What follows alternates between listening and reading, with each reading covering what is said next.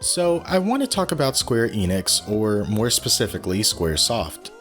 I think it's safe to assume that a sizable percent of people watching this video has had some pleasant experience with the company in the past, whether it be playing one of the many great RPGs they've released on the Super Nintendo, or that one game your parents bought for you because they were cute Disney characters on the box art, unknowingly sucking you into a fan base for a franchise made up of countless games, movies, and manga, all held together by an unnecessarily convoluted plot that I'm convinced is made up by Nomura as he goes along.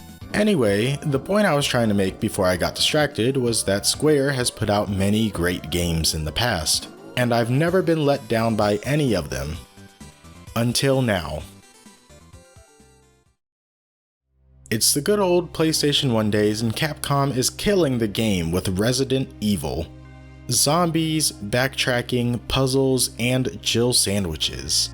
The start of one of my favorite video game franchises of all time, and obviously many others including peeps in the industry, as there were a good amount of clones on the market. From Countdown Vampires to Deep Fear and many others, even Square had to get in on this, which led to the development of our game of the day. Parasite Eve is a survival horror RPG from Square, the king of RPGs, and it's quite different from anything they've put out before due to this genre fusion. This is actually what got me interested in playing this game, as the two genres in question just so happen to be my two favorite. The story follows Aya, a police officer that gets involved in a mass spontaneous combustion during an opera caused by this lady, an opera singer named Melissa who has had her body taken over by sentient mitochondria, the powerhouse of the cell. Apparently, she goes by Eve now and plans to give birth to the ultimate life form while turning New York citizens into orange goop. Which really sounds cool, but honestly, it's more like a bunch of New Yorkers and one Japanese guy yelling the mitochondria at each other for 10 hours. And that's not me shitting on it. Don't get me wrong, it's ridiculous, but it's not poorly written in any way. It's short, to the point, and doesn't really stumble around. Characters are all equally interesting. Aya has a foggy past and a badass attitude fit for a main protagonist. Daniel is a cool dad who means business, though I'm scared for his son, who has to sit in the car with him as he does 120 in Manhattan and then have the nerve to say he's going to kick it into turbo. What he needs to do is kick in those damn brakes. And Maeda is just perfect. In this house, you will love Maeda. You don't get a choice. I felt as though Manhattan as the game's setting was a terrific choice. It's not so often that you get to play JRPGs with modern settings, much less real-world locations. You get a chance to run around Carnegie Hall, Central Park, Soho, and other various NYC attractions. You know, seeing the sights.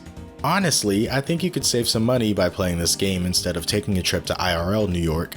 But yeah, it's just nice to have a break from the fantasy, steampunk, and sci-fi worlds that are so common in the genre.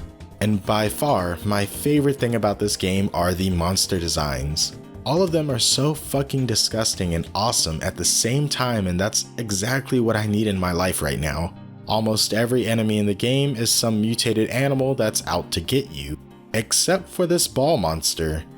I don't know what this is, nor do I want to find out. But everything else is quite down to earth for the most part.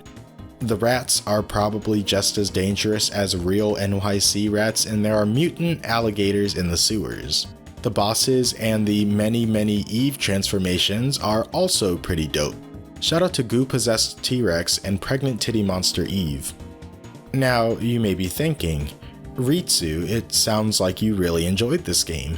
And to that I say, it kinda does. Unfortunately, it seems that I like everything about this game except for actually playing it. I feel as though Square failed to properly fuse the survival horror and RPG genres together. I don't blame them too much for this because the only other game to attempt this was Sweet Home, so it's not like they had much to go off of.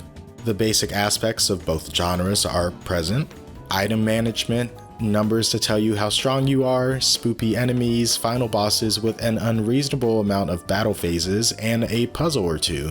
It's all there, but the problem is that it's only the basics. Parasite Eve happens to have the driest gameplay of any Square game I've ever played. It's just too simple. And not even the fun simple, but the oh my god, I'm going to fall asleep simple. You have gun goes pow, then you run away until your ATB fills up, letting you know that you can shoot gun again, and sometimes you need to heal. This is practically all you need to know to finish the game. I don't know how they managed it, but I was somehow overleveled at all times. I did not grind it all, and this was still a problem. When you're a beast for the whole duration of the game, and there's no other incentives for getting funky in battles, then what is the point of checking out what all these special moves do if the battle just ends faster if you only use the default attack? And when the game is so easy peasy, there's no point in putting any amount of time and thought into your character build. Equipment doesn't matter either. Just move the stats of one weapon to another and boom, you're good to go. Oh, but these weapons have different effects on them. Aren't you going to think about those when upgrading your weapons? Not at all, because it high-key doesn't matter.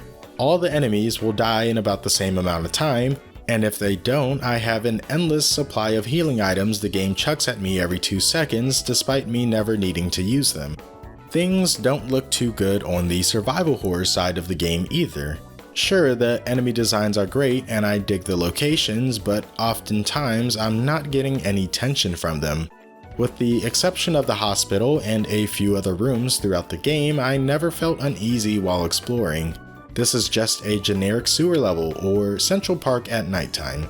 There aren't too many quality scares to keep me on my toes while traversing through these dungeons, and like, is that not the point of a horror game?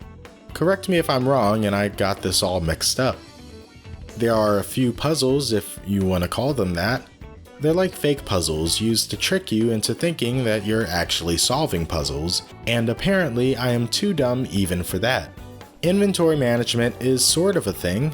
I mean, you pick up items and they fill up inventory space, and sometimes you run out of said space. Then you would have to figure out what you want to drop to make room for the next item, and this will happen quite often, but it is never really a dilemma. Just drop 1 or 2 potions, then be on your way. Or just wait until you level up and get another item slot because that works too. Leveling increases your inventory size to unrealistic capacities, which can then be filled up with more potions, because you never know when you'll need one. You'll never need one. It's like item management is there, but it's so brain dead that it might as well not be. Also, keys can't be dropped. Ever. So they just sit in your inventory taking up space and mocking you, except for the hospital keys for some reason. Those ones are dropped when they can no longer be used. Now, I realized how stupid it is for me to flat out say that I dislike Parasite Eve, because I like the idea of it. The characters, the sci-fi horror story, and the overall aesthetic the game has are all pretty cool. I just wish I can take them from this game and give it to a game that's actually fun to play. Perhaps one that I won't fall asleep playing due to the difficulty being stuck on Weenie Hut Jr. mode, or one where the game mechanics from RPGs and survival horror games intermingle in a way that complements each other. Maybe that's too much to ask for and I'm just being a picky Peter, so I guess it would be more appropriate for me to say that I like Parasite Eve, but I absolutely hate playing it. Okay, let's see here.